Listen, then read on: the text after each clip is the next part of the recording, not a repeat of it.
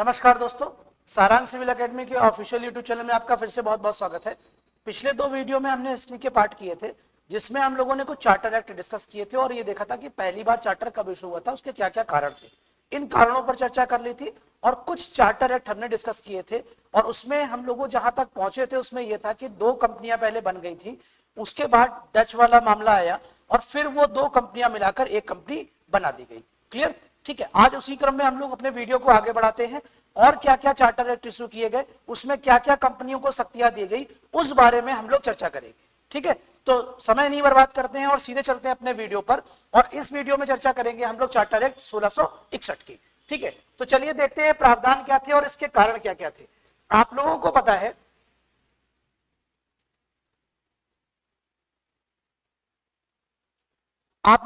होगा कि 1600 में हमने चार्टर इशू कर दिया था।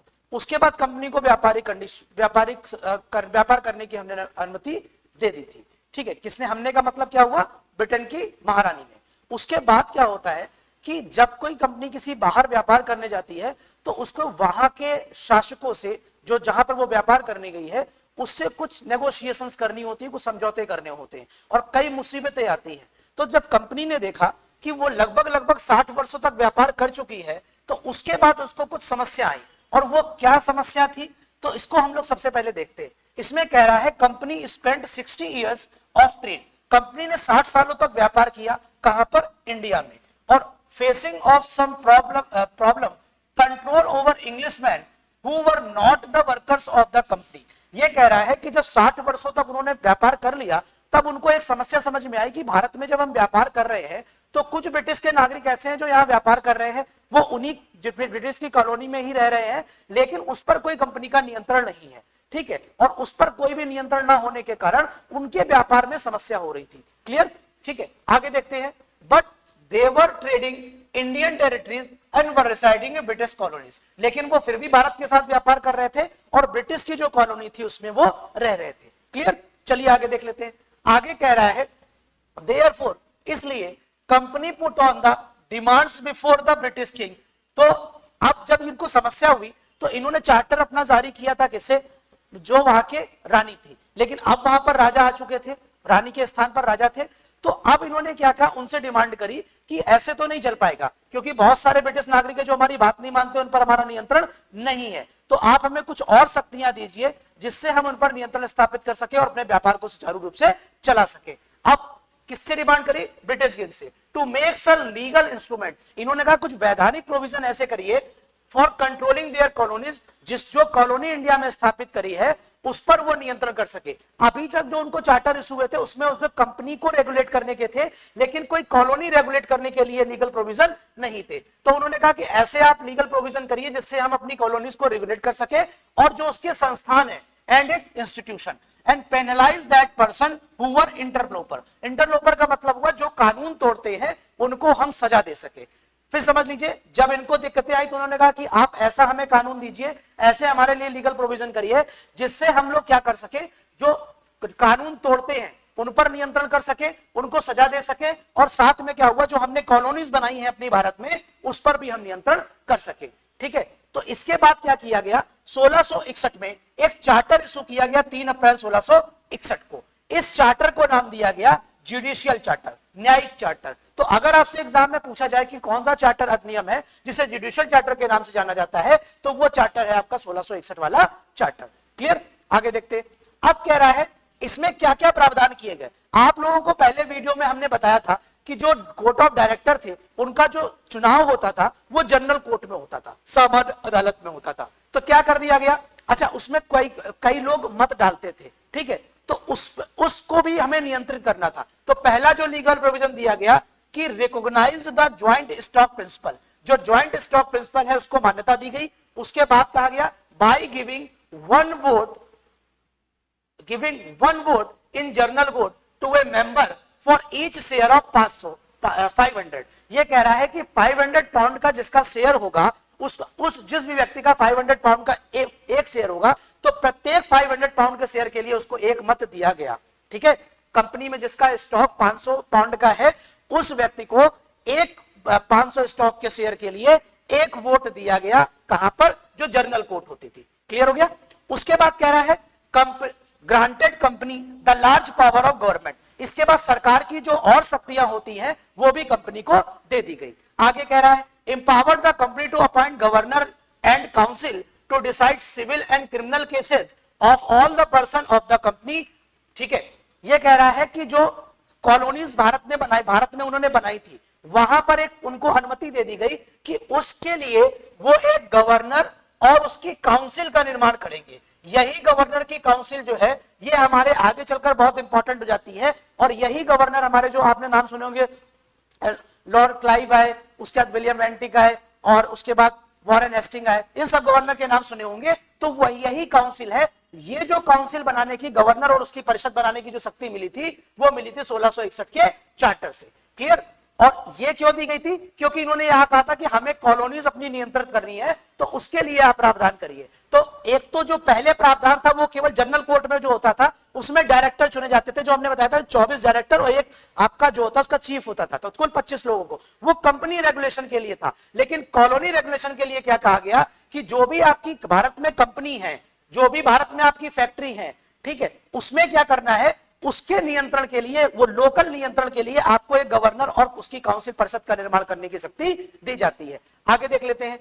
Empowered company to erect fortress and garrison them.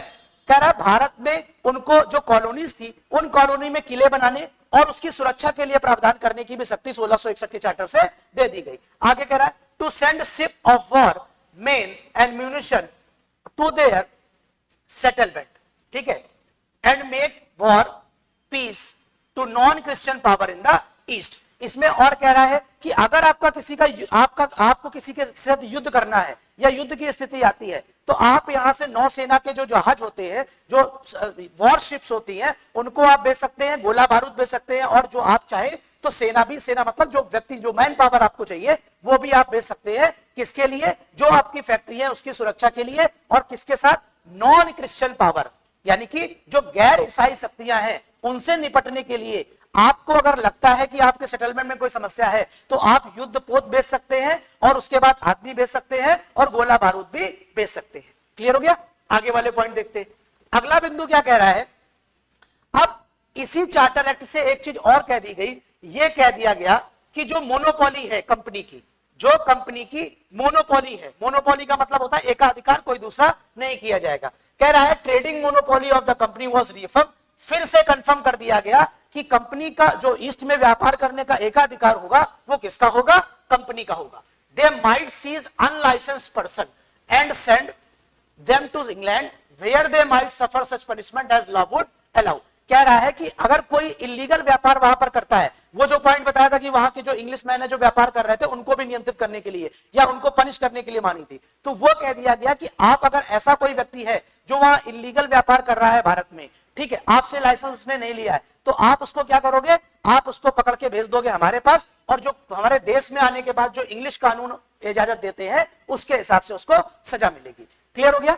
ठीक है, ये कुछ प्रोविजन हो गए, तो ये 1661 में प्रोविजन कर दिए गए। इसके बाद 1661 में एक महत्वपूर्ण घटना घटती है। आप लोगों को पता होगा कि जो बॉम्बे था, बॉम्बे अभी तक पुर्तगालियों के अधीन था, बॉम्बे आइलैंड, बॉम्बे द्वीप जो था वो पुर्तगालियों के अधीन था। अब 1661 में क्या होता है कि जो हमारे वहां के राजा होते हैं ब्रिटेन के, चार्ल्स सेकंड का विवाह हो जाता है कैथरीन से, जो पुर्तगाल की राजकुमारी थी। उनसे राजकुमारी के बाद पुर्तगालियों ने क्या किया, जो बॉम्बे आइलैंड था वो दहेज में दे दिया किसको?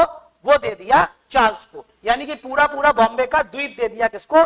चार्ल्स पर। यानी कि बॉम्बे द्वीप पर जो पूरी संप्रभुता थी वो पुर्तगालियों की थी। अब एक चीज समझना ये है कि जब हमने द्वीप दे दिया तो हम उसकी संप्रभुता भी साथ साथ उसको देंगे, नहीं तो वो फिर उसको गवर्न कैसे करेंगे? ठीक है, पुर्तगाल और जो ये चार्ल्स थे वो थोड़ा सा चाहते थे, इतनी दूर टेरिटरी है उसको कैसे हम जाकर गवर्न करें, ठीक है, बहुत ज्यादा समस्याएं आएंगी। तो उन्होंने कहा कंपनी वहां पर है तो उनको हम लीज पे दे देते हैं, और लीज पे जब उसको दे देंगे तो वो अपना गवर्न कर लेंगे, और अपनी सारी शक्तियां जो हमें मिली है संधि के तहत पुर्तगाल के, वो भी हम उनको ट्रांसफर कर देंगे।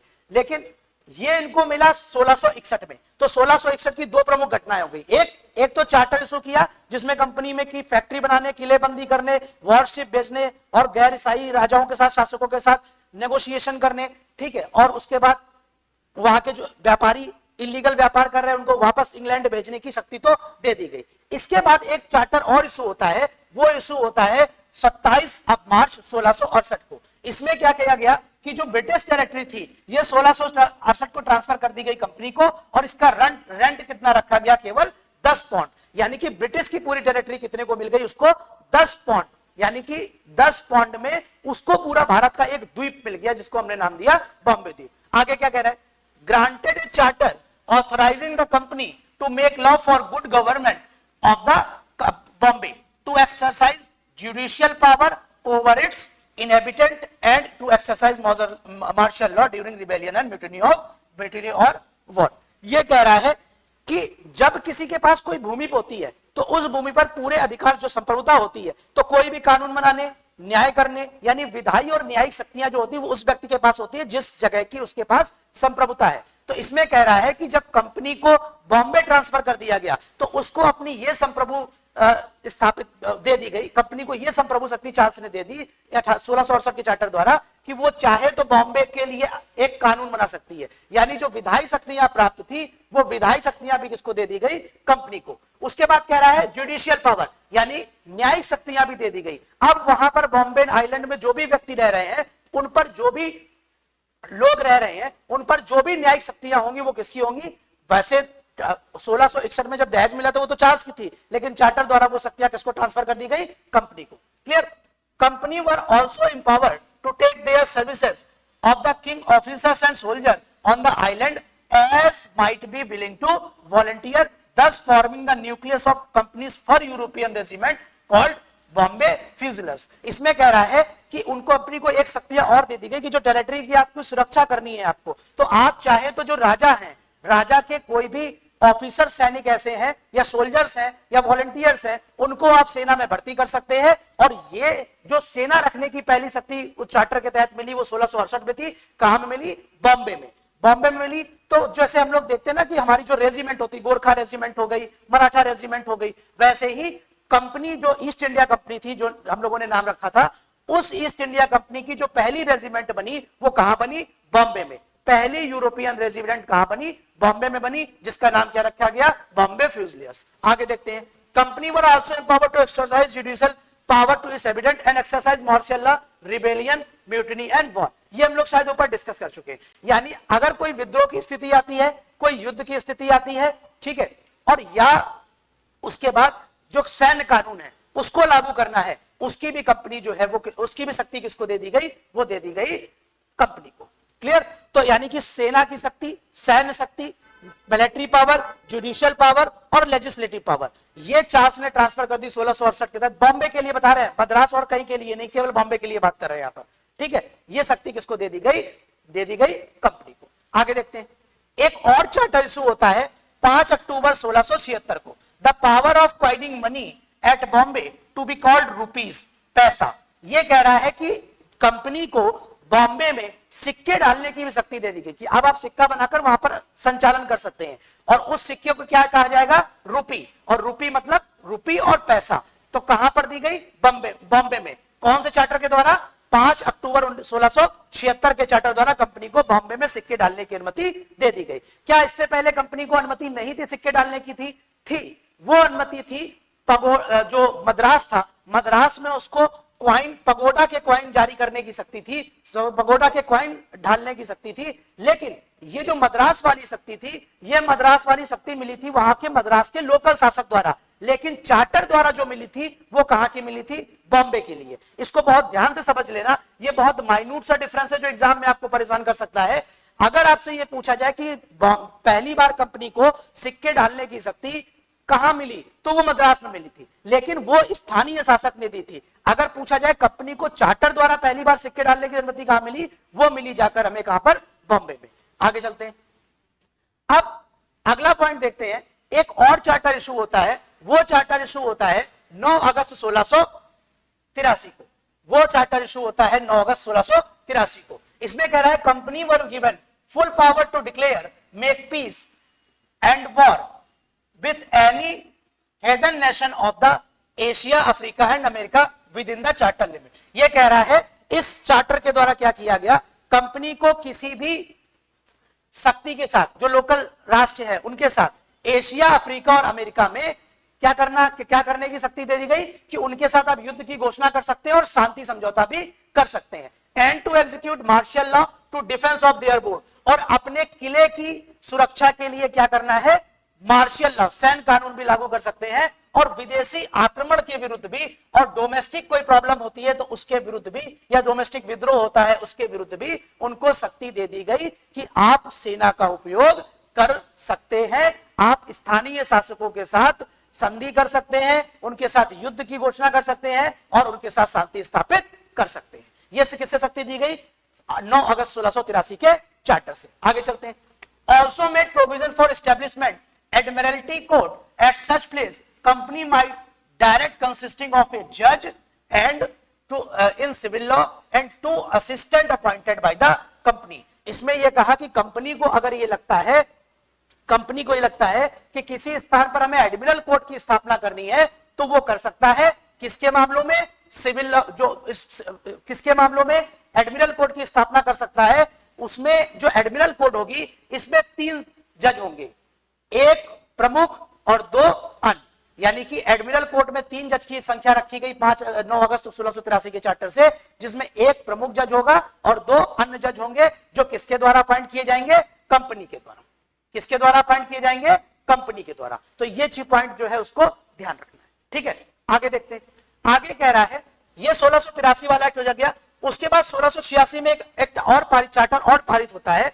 James second granted a charter empowering company to raise naval forces, exercise martial law over them in time of war, to point money in their fort and establish admiralty court. इसमें कह रहा है कि अगर 1686 में एक और चार्टर इशू किया गया जेम्स सेकंड द्वारा, जिसमें यह कहा गया कि आप चाहो तो नौसेना को भी रख सकते हो, नौसेना की भर्ती कर सकते हो, और जहां to coin money in their fort. पहला वाला जो मनी था वो मद्रास में था, वो लोकल शासक थे था। दूसरा वाला जो मनी सिक्के डालने की अनुमति मिली थी वो चार्टर के द्वारा मिली थी, लेकिन बॉम्बे के लिए मिली थी। इस चार्टर में कह दिया गया कि जितनी भी आपकी फैक्ट्रियां हैं, जितनी भी आपकी फैक्ट्रियां हैं, वहां पर आप क्या कर सकते हो, सिक्के डाल सकते हो। उसके बाद एक 1687 में और चार्टर आया जिसमें कहा गया he delegate the company to royal power to establish municipality and mayor court at Madras. Madras में नगर पालिका यानी कि म्युनिसिपैलिटी और उसके साथ जो मेयर होते हैं, मेयर की अदालत स्थापित करने की अनुमति दे दी गई। कौन से अनुमति से दी गई, 1687 के चार्टर से। ये कुछ प्रोविजन हमने देखे हैं। इसके बाद अगले वीडियो में हम लोग कुछ आगे के प्रोविजन देखेंगे और धीरे धीरे हम लोग 1773 के एक्ट के साथ 1947 तक के एक्ट को पूरा कंप्लीट करेंगे। ठीक है, जेम्स सेकंड के बारे में थोड़ा सा और पढ़ेंगे इसके आगे।